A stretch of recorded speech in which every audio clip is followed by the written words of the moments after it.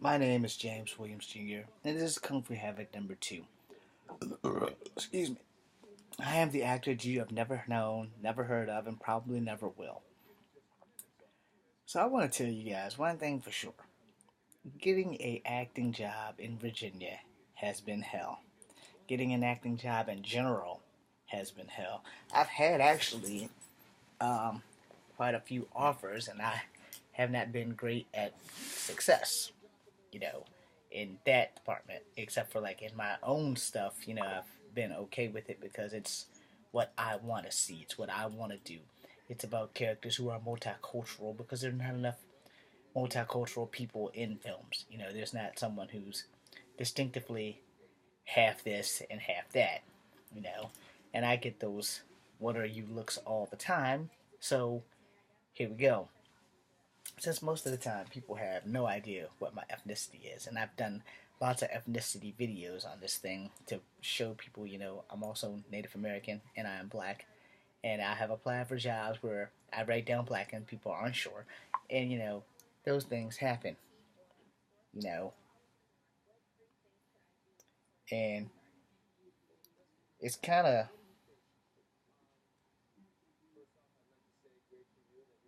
it's kind of,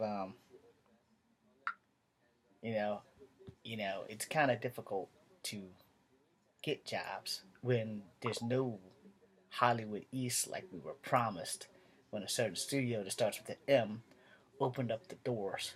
So I don't know if I could win going to war against them, but I do know this. I may be the only man on earth who thinks that people should honor their word and that people should take risk at honoring their word regardless of cost. Now, I will say this to movie studios on the East Coast. It would help if you were more accessible. you know, of all the things on this Independent Day that you guys want to hear about, the last thing you want to hear about is my race and my ethnicity and where I stand and all that. Because if you've been watching my videos on YouTube, you know where I stand on that. So I'm gonna put it to you, polite and simple. You know, if Hollywood East would have been would have been a true thing, I wouldn't have this problem. I would be working. I would be famous. You would know who I am. You would enjoy my kung fu movies or my scary movies or my science fiction movies. See, I want to make movies. It's not that difficult of a concept to swallow. If you're going to make movies, with the exception of porn, because I think it's illegal to make porn in the state of Virginia. I won't swear to that. I'll have to Google it to confirm. But, when you are in the business of making movies, the genre of movies should not matter. What should matter is that you make a great movie. You get a great crew to work with you. You get a pretty decent cast. You get a great location. And the East Coast is loaded with great locations. Virginia itself, my home state, we have awesome ass locations where people who want to make movies don't get the opportunities that you have in California because that's the movie making capital. Or I can't afford a trip back down to Atlanta, Georgia. It's no one's paying for my independent films. I'm making these things myself. It doesn't help that my computer is on the fritz and I can only do these by video of the computer, even though the internet is down right now. So God only knows when this is going to air. But the thing is,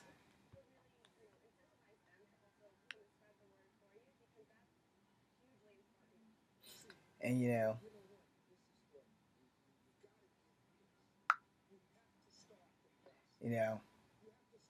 you know, the whole thing is, if you're not getting opportunities because people make these faulty promises and open up these studios and then don't deliver, it's really not the actor's fault.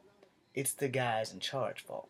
Now, I don't have the things I need. If I had money, if I had resources, if I had a studio, if I had backers to back me up, my problems would be over. I have people who are more than willing to work with me and for me. I just need to be able to have the means to pay them. And that's where the problem lies. And the thing about making a movie, not all movies are great. Not all movies come to the theater. Some go straight to video. I'm happy with that. If I had like HBO or Showtime or someone backing me in a studio that I could actually make the movies in, then my problems would be no problems, because one, no matter where your location is, making a movie is hard. And some places do film on location. Some places film in Canada. Some places film in Virginia. They just have to find a location, sign up with the Virginia Film Commission, get a tax write off or whatever it is that they do, go through the legal red tape, go through some of the tape that's not legal, and film your films. Every film I filmed in my city of Charlottesville. I have filmed some places in my second home of Smithfield, in Nike Park and stuff like that. And I've edited them all together, and I've come up with some decent stuff and some not so decent stuff. And I couldn't get my crew to drive 3 hours for nothing to film. So while I was down there, I just filmed my own personal scenes and edited them into the film. Now, what you fail to understand is that, first off, independent films, they're expensive. They're hard to make when you don't have a backer. They're hard to make when you don't have a studio. They're hard to make when you don't have the means of editing your film. So for those who are doing what I'm doing, y'all know the struggle. For those who don't and are just like, well, what are you talking about? Well, here's what I'm talking about. If you go check out like everything that I've put on Kung Fu Havoc 1, you'll understand that I have one movie up. Every other movie that I attempted to put up has either been destroyed, stolen, or the computer kind of stopped that from happening. So without the right tech, without the right studios, I don't have a whole lot of options. And not having a lot of options can rehabilitate your ability to make a decent film. Now, my greatest project ever made was The Guardians of the Earth. I was done with this movie in 2009. But 2010, my life and my editor's life took a complete and tragic twist of fate. I let him keep the product because he was going to go to Alabama and put the special effects in, and everything was going to be great, and it was going to be the greatest thing. And you guys would have known me by now if this thing came out. It was for kids. It had a little cussing in it, so you'd have to be at least 15 to watch it.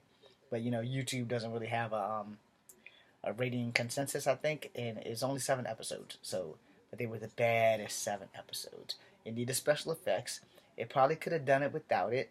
So I'm just gonna try and get it put up there as best I can when I go talk to someone at the DML, and hopefully, I do say hopefully, this will work out in my favor.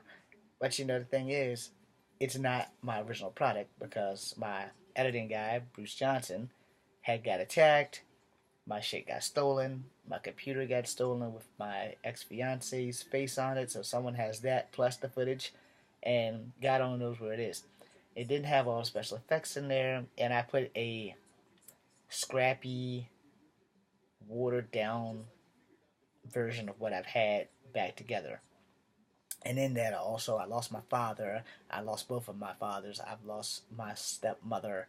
So, and I've lost one of my drill sergeants that had a lot of faith in me. So I've dedicated a couple of episodes. So I guess Twisted Fate, if you would, kind of stepped in.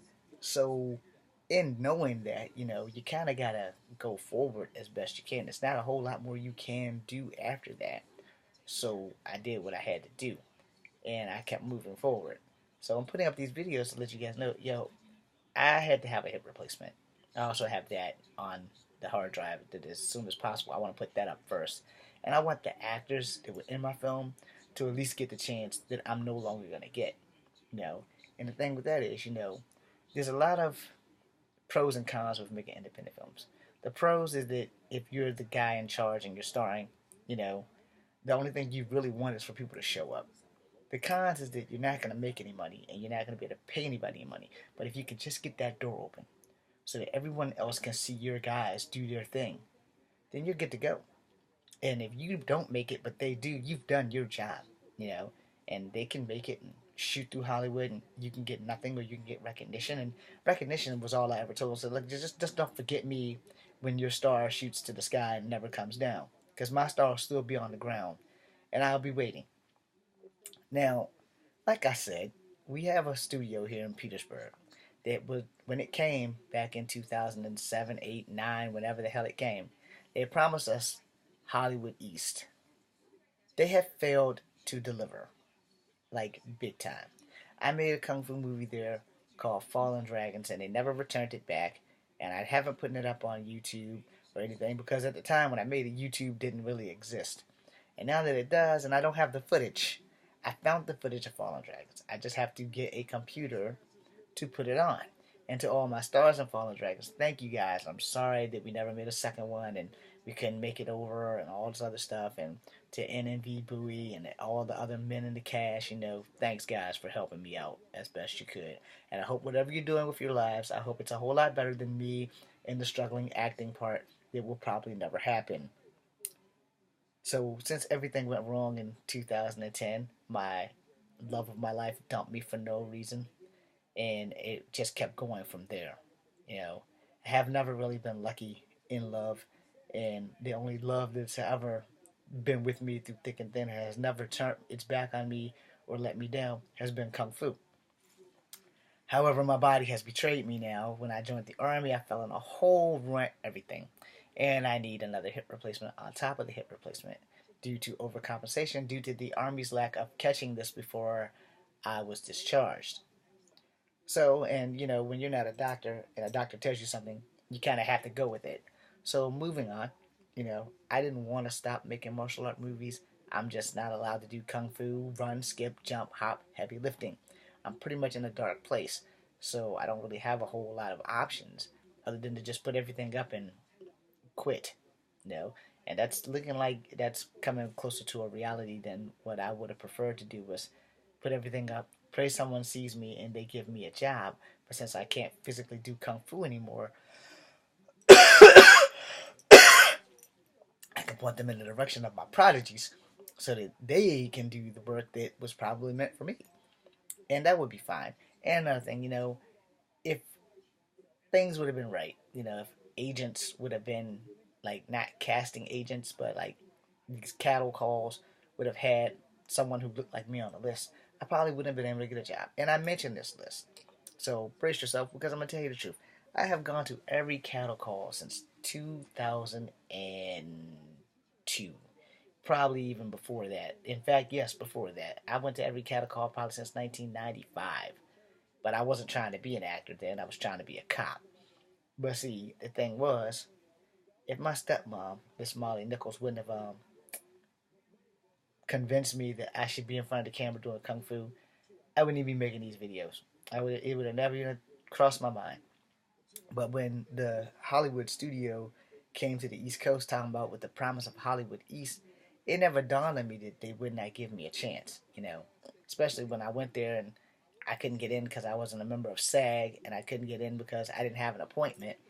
And the Bruce Lee philosophy kicked in about running around the back and kicking the side door, but they had security, so that wasn't a good idea because who wants to go to jail and not get the role for breaking and entering? So I talked to the guy there. He told me to go make a movie. I got as many people as I could. I needed 14. I got maybe 7 or 11. Only a few of them were martial arts. Other people I had to train. I didn't have to train the girls. They were martial artists, which was a plus. I couldn't find a bad girl to be like The Rock. I had a good premises and everything, and under contract with these people that if another one is made, I either had to buy them out or let them reprise the role. Well, the problem is, I was 27 then, and now I'm 42. So it's been a long time since the Year of the Dragon when we filmed this thing. And I'm pretty sure they all have families and lives now. And we would probably have to buy them out if we make another copy of this movie. And I couldn't play in it because I can't do Kung Fu anymore. You see where I'm going with that? No. And so, I don't want to quit, but I am going to put up everything I've ever done. So I'm putting that out there right now. As soon as I can get someone to help me with these computer things, I'm going to put up everything I own, everything I have, every bit of footage that I've ever done, every kung fu step, every kick, every punch, everything I've ever made is going up here. No. Now, my initial plan with the Guardians of the Earth was to put it on my site, Courtney's site, Tay's site, Rodney's site, Josh and Chris's site, and everyone else who had a small part did actually have a site. Charles and Dustin don't really have a site, and unfortunately, they wouldn't really show up the film when needed, so they kind of got voted off. And yeah, I was the only one that voted for them to stay, but it didn't work out. And when you outvoted, you go with the majority, not the minority. So, in that, I have chosen to make these videos to get you guys up to speed on what's going on. I never wanted to quit. I don't believe I have to quit. But for all medical reasons, the doctor said no running, no skipping, no jumping, no fighting, no heavy lifting, and more importantly, of all the things that they could say, no kung fu. Because the Army's not going to pay for your first metal hip to be replaced after you do something incredibly fucking stupid. So I haven't done anything stupid, but I will say this. I will defend myself. I will not just lay there and take a whooping because I'm scared that the Army's not going to replace my hip. Let me break it into you about the hip, alright? In the second video. I'm James Williams Jr. This is Kung Fu Havoc number 2, BC and you.